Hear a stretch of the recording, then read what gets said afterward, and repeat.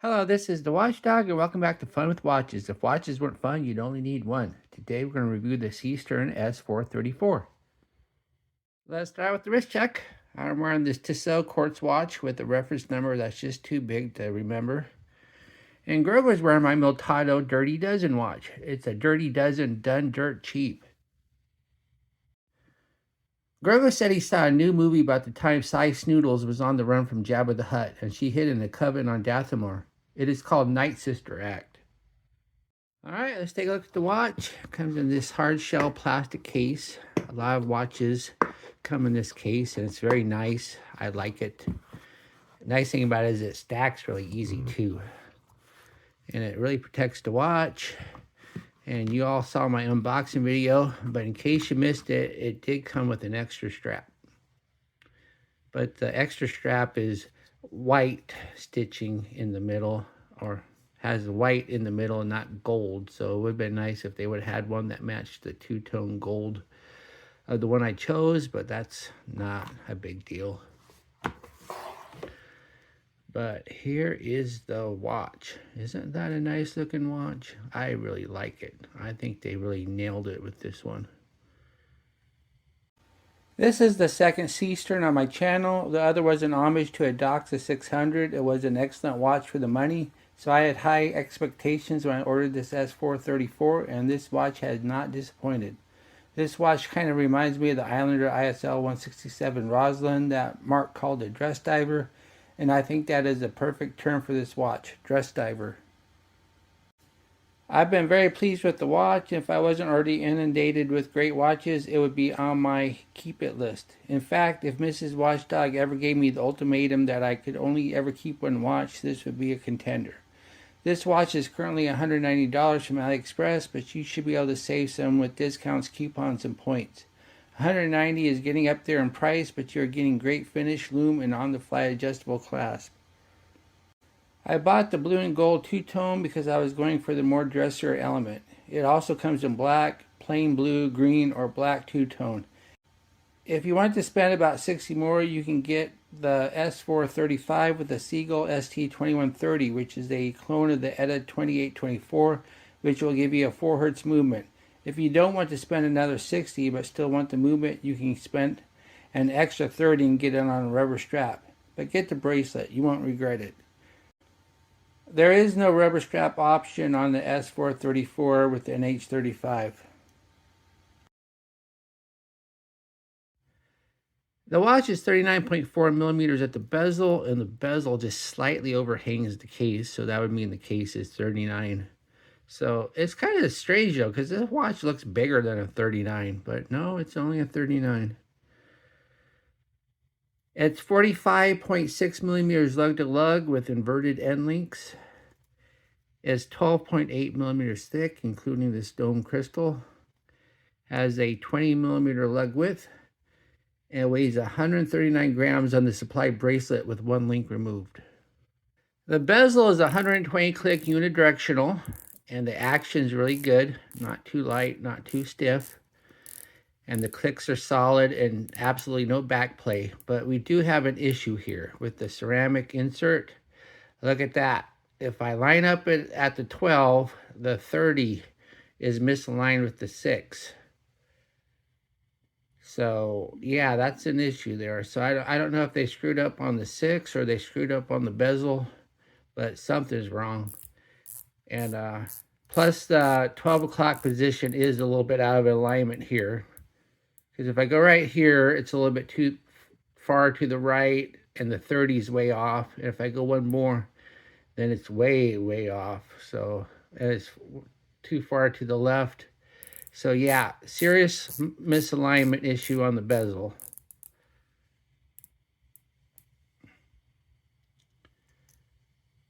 Then we have the dial. The dial is a deep navy blue with a sunburst effect.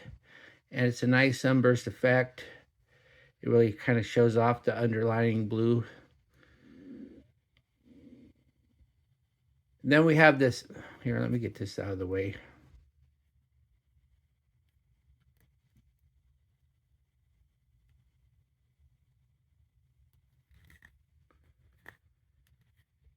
Then we have the Seestern name up top, and it's applied, and then printed on the bottom we have the 200 meters water resistance and automatic.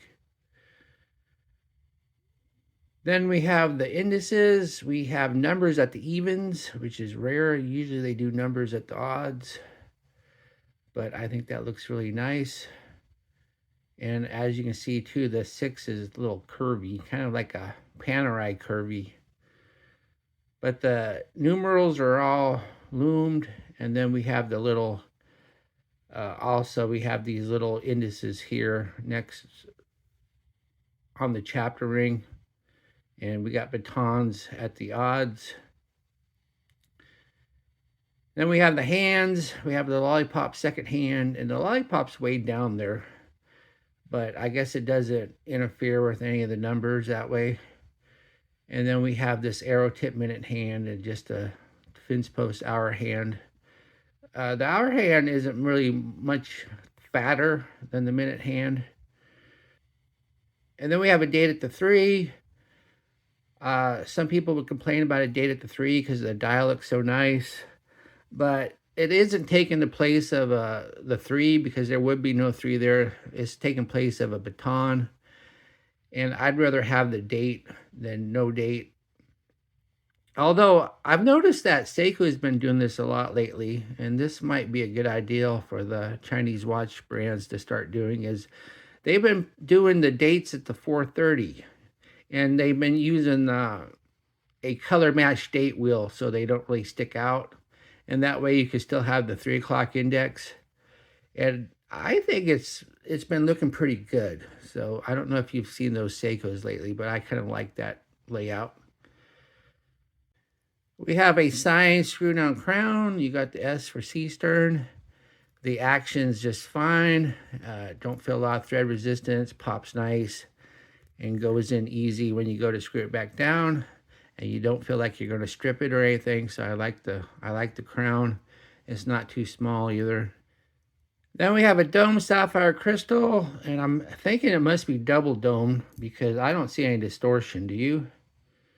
So yeah, that's usually a pretty good indication of double dome if you don't see a lot of distortion.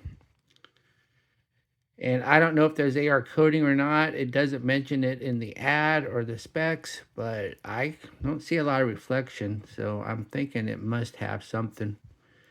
So I think they did a good job with the crystal.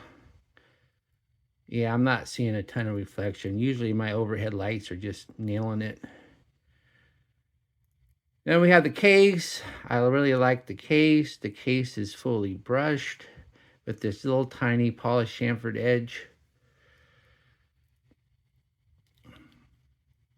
And it looks like they polished the bottoms too. That's usually rare. I mean, why polish the bottoms? But hey, that's fine. No big deal. And look at between the lugs though. See, it doesn't conform to the case. It's kind of a more of a Seiko design on some of their dive watches. So if you need a fitted bracelet, a lot of the ones you get will not fit because they're designed to fit a round case. Then we have the case back. The case back's a screw down display case back, and you got nice big notches for a wrench. So it should come off nice and easy. So if you want to regulate your NH35, you can. Then it says 20 ATM Sapphire S434. Then it says automatic Seestern. So I'm not a big fan of display case backs on an NH35 movement because they're pretty plain looking.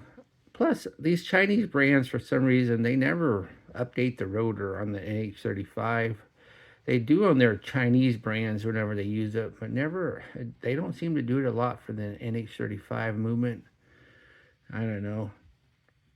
So, I mean, if you're going to have a display case back, at least update the rotor. Underneath the case back is an NH35 movement. This is the go-to movement for automatic watches in this price range. It's a 24 jewel 3 hertz movement that hand winds hacks and has a bidirectional rotor and about a 40-hour power reserve. And they're usually fairly accurate right off the shelf. And I don't know if Seestern regulates them or not at the factory, but let's put it on the timegrapher and see what we got.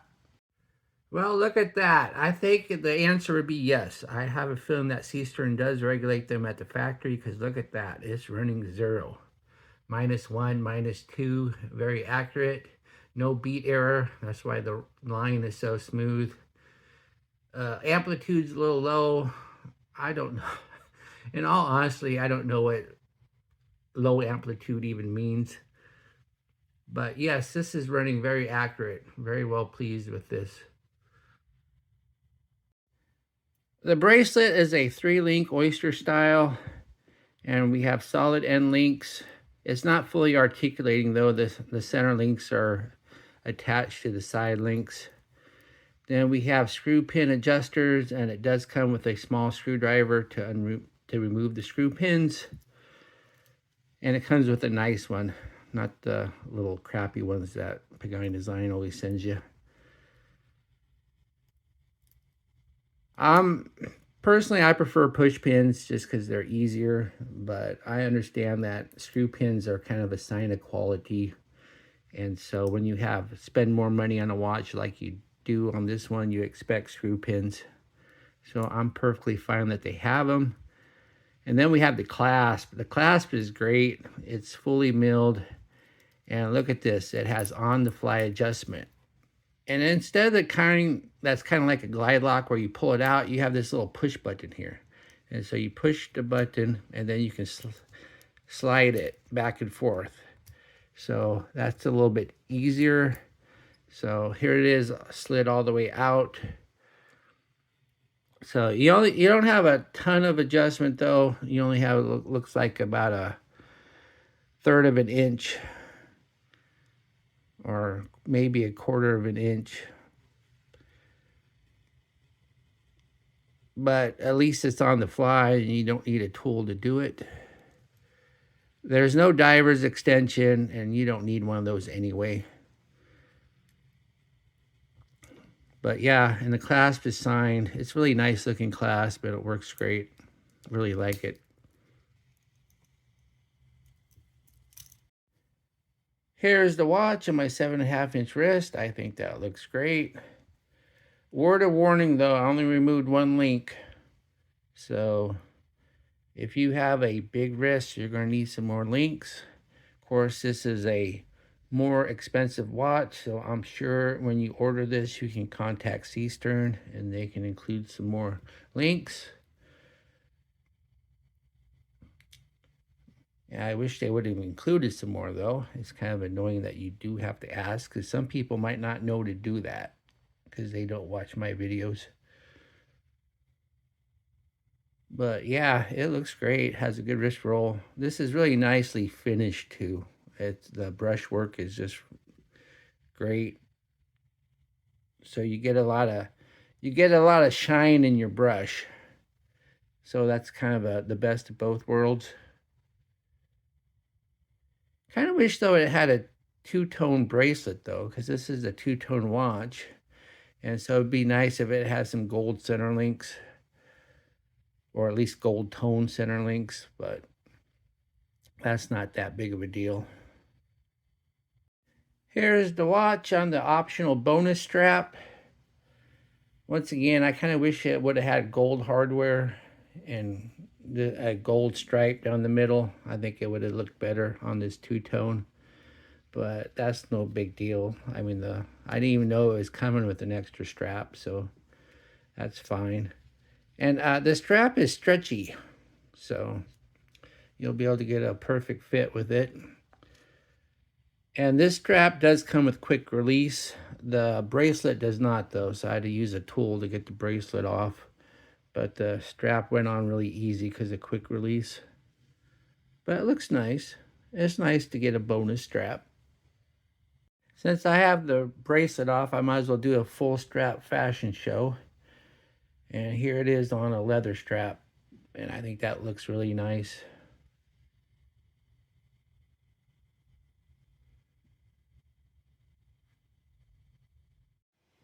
Here we are in the Lume room. The last Seestern I reviewed had some of the best Lume I had ever seen on an AliExpress watch, and this S434 is no exception.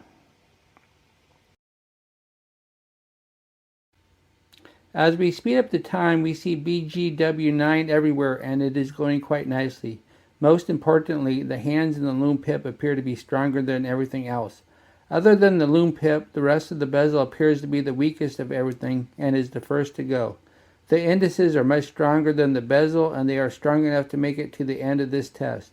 The Lume pip is slightly stronger than the indices, but the all-important hands are indeed first rate.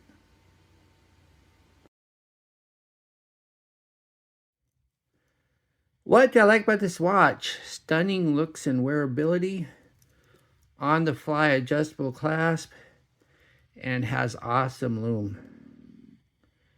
What are my gripes and groans? It's too short. I only removed one link to fit on my wrist, so if you have a big wrist, you're going to need more links. No matching two-tone bracelet for the two-tone versions. There's also a black two-tone, so it'd be nice if you had gold center links. And serious bezel alignment issues. Do I recommend this watch? Of course. This watch is one of the best watches I reviewed from AliExpress land. Other than that pesky alignment issue, I think it's just about perfect. Just be sure to ask for extra links if your wrist is much bigger than mine. Well, thank you for watching my review of the Seestern S434, and I will be back with an unboxing video. I have 3 watches from AliExpress, so it's going to be a good one. Be sure and like and subscribe to my channel. Bye.